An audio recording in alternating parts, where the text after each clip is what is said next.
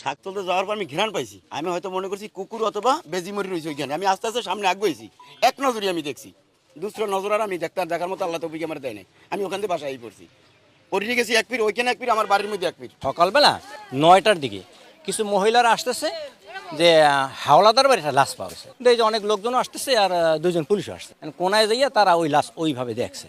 ওখানে দেখবেন কতগুলো পলিথিন পড়ে রয়েছে, ফেরাই ওখানে গাঁজা টাজা খায়। অর্ধগলিত অবস্থা, মাথা ভিতরে ঢুকানো, কসুটির ভিতরে ঢুকানো আছে, কিছু অর্ধেক দেখা যায় আর অর্ধেক দেখা যায় না। কিন্তু পিছনের সাইডটা দেখা যাচ্ছে যে কিছু গুলসাপ বা কিছু শিয়াল এরকম কিছু জন্তু জানানো কিছু খাই ফেলাইছে।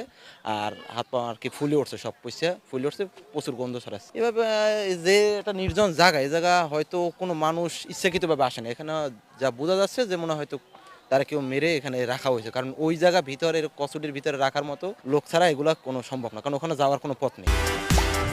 আমরা আধা ঘন্টা আগে সংবাদ পাই 999-এর মাধ্যমে যে 29 নম্বর ওয়ার্ড, যেটা এয়ারপোর্ট থানাধীন, আর 1 নম্বর ওয়ার্ড যেটা কাউনিয়া থানাধীন, এটার বর্ডারে একটা ডোবার ভিতরে অজ্ঞাতনামা একটা ডেড বডি পড়ে আছে। আমরা থানা পুলিশ এবং 2 থানার অফিসার ইনচার্জ সহ অন্যান্য সবাই ঘটনাস্থলে আমরা আছি। তো ডেড বডি উঠানোর প্রক্রিয়া চলছে। তো ডুম আসছে, এখন উঠানো হয়নি। তবে ডেড বডির ধরনে দূর থেকে বোঝা যাচ্ছে হয়তো 4-5 দিন আগের ডেড বডি হতে পারে। তো এখনও ডেড বডির পরিচয় পাওয়া যায়নি।